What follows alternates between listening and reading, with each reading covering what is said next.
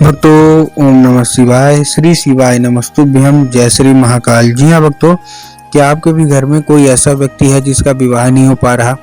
आप लोग उसके विवाह के लिए बहुत ज़्यादा चिंतित हैं, बहुत ज़्यादा परेशान हैं कि आखिरकार जो उसका विवाह है ना, वो हो क्यों नहीं पा रहा। आपने बहुत ज़्यादा प्रयास कर लिया उसके विवाह को लेके कि उसका जो विवाह है वो हो जाए, लेकिन कोई ना कोई अड़चन, कोई ना कोई समस्या उसके विवाह के आगे हो ही जाती है, जिसके कारण उसका होता हुआ विवाह भी नहीं हो पाता। तो आज मैं आपको ऐसा उपाय बताने वाला हूँ जिसको अगर आपने कर लिया तो अवश्य रूप से उस व्यक्ति का जो विवाह है वो अवश्य रूप से होगा ही होगा। अब क्या करना है, कैसे करना है, ये मैं आपको ध्यान से सुनिएगा जो मैं आपको बताने वाला हूँ। अगर इसको आपने अच्छे से समझ के अच्छे से कर लिया ना, तो अवश्य रूप से जो मनोकामना है वो पूरी होगी और आपके घर का जो कोई भी व्यक्ति है जिसका विवाह नहीं हो पा रहा, उसका विवाह भी होगा। अब करेंगे कैसे वो भी हमको ध्यान से समझिएगा, ठीक। अब देखिए, इसमें लाखों लोगों को फल भी मिला है। आपको भी पता है कि पूज्य गुरुदेव की जो कथा होती है उसमें लाखों की भीड़ आती है। आप सबने देखा होगा कि पूज्य गुरुदेव की कथा में क्या होती है, लाखों की भीड़ आती है। तो अभी गुरुदेव की कथा चल रही थी, आज से 4 से 5 महीना पहले की बात है। गुरुदेव की कथा चल रही थी और गुरुदेव की कथा में लाखों की भीड़ आई। अब जब गुरुदेव की कथा में लाखों की भीड़ आई तो वहाँ ज़्यादातर जो भक्त थे उन्होंने क्या किया, पत्र के द्वारा, किसके द्वारा, पत्र के द्वारा अपनी मनोकामना गुरुदेव तक पहुँचाई। अब जब गुरुदेव के पास पत्र पहुंचा और गुरुदेव ने पत्र पढ़ा तो वहाँ गुरुदेव ने देखा कि ज़्यादातर लोगों की क्या है ना, एक ही मनोकामना है। जो माता पिता हैं उनकी केवल और केवल एक ही मनोकामना है, क्या, कि गुरुदेव हमारा जो घर का बच्चा है, किसी का लड़का है, किसी का लड़की, उसका विवाह नहीं हो पा रहा। हम लोग बहुत ज़्यादा परेशान है कि उसका विवाह है वो हो जाए, लेकिन अभी तक उसका जो विवाह है ना वो नहीं हो पा रहा। जब भी उसका कोशिश करते हैं कि विवाह हो जाए तो कोई न कोई अड़चन, कोई न कोई दिक्कत आ जाती है और उसका विवाह रुक जाता है। कृपया करके कोई उपाय बता दें। हमने पंडितों को दिखवा लिया, हमने उसकी कुंडली मिलवा ली, लेकिन कोई मतलब नहीं निकल रहा। उसकी जो उम्र है वो गुजरती जा रही है। कोई 30 साल का हो गया है, कोई 35 साल का हो गया है, कोई 40 साल का हो गया है, यहाँ तक कि 45 साल तक के भी लोग हो गए थे, लेकिन उनका विवाह नहीं हो पा रहा था। तब गुरुदेव ने 2 से 3 उपाय बताए और कहा केवल और केवल ये उपाय कर लेना, तुम्हारे घर का जो भी व्यक्ति है, जो भी सदस्य है जिसका विवाह में अड़चन आ रही है, समस्या आ रही है, अवश्य रूप से उसकी समस्या दूर होगी और तुम्हारे घर के व्यक्ति का मतलब वो जो विवाह है वो अवश्य रूप से होगा ही होगा। अब जब गुरुदेव ने ये उपाय बताया तो लोगों ने जा जाके इस उपाय को घर में करना शुरू कर दिया। अब जैसे ही लोगों ने जा जाके इस उपाय को घर में करना शुरू कर दिया, वही लोग गुरुदेव की कथा में मात्र 1 से 1.5 महीने के बाद वापस आए। अब जब वही गुरुदेव की कथा में वापस आए तो उन्होंने फिर से एक बार गुरुदेव को पत्र लिखा, लेकिन इस बार आप जान के हैरान हो जाओगे कि ये वाला जो पत्र था ये गुरुदेव को धन्यवाद के रूप में पत्र था कि गुरुदेव धन्य हो आपका, आपके द्वारा बताया गया उपाय हमने कर लिया है। हमारी जो भी इच्छा थी, जो भी मनोकामना थी ना, वो पूरी हो गई है। हमारे घर का जो व्यक्ति था जिसका विवाह नहीं हो पा रहा था, उसका विवाह पक्का हो गया। आपका कोटि कोटि धन्यवाद।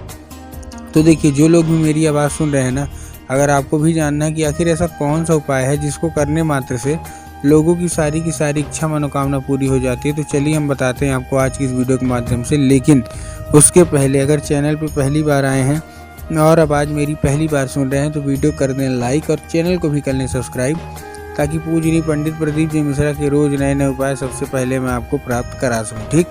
तो देखिए, आपको करना क्या है। इस उपाय में सबसे सिंपल सा आपको करना क्या है, इस उपाय में आपको लेना क्या है। देखिए, सबसे पहले आपको लेना है 3 काली मिर्च और 1 धतूरा।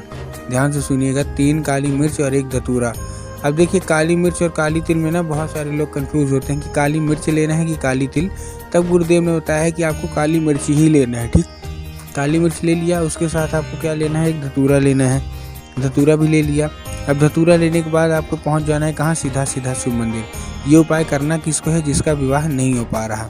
शिव मंदिर पहुंच गए। शिव मंदिर में आपको दिशा जानना बहुत ज़रूरी है। आपको दक्षिण दिशा में खड़े होना है और अपना जो चेहरा है ना उत्तर की ओर कर लेना है।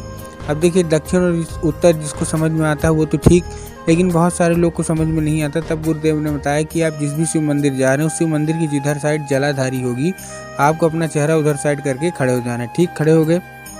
खड़े होने के बाद आपको करना क्या है, जैसे आप खड़े हो गए, खड़े होने के बाद आपको एक नाम लेके, कौन सा, महादेव का सुंदर सा नाम है श्रम्भेश्वर महादेव। तो आपको श्रम्भेश्वर महादेव का नाम लेके उन्हीं का स्मरण करके आपको क्या करना है, चुपचाप आपको अर्पित कर देना है बस। पूज्य गुरुदेव कहते हैं कि अगर आपने श्रम्भेश्वर महादेव का ये उपाय कर लिया तो अवश्य रूप से जो मनोकामना है ना वो पूरी होगी ही होगी, ठीक। ये था हमारा कौन सा, पहला उपाय। अब हम चलते हैं अपने दूसरे उपाय की ओर। अब देखिए, जो हमारा दूसरा उपाय है, दूसरे उपाय में आपको करना क्या है, इस उपाय में आपको लेना क्या है, आपको 11 लाल फूल लेने हैं। ठीक, कितने? 11।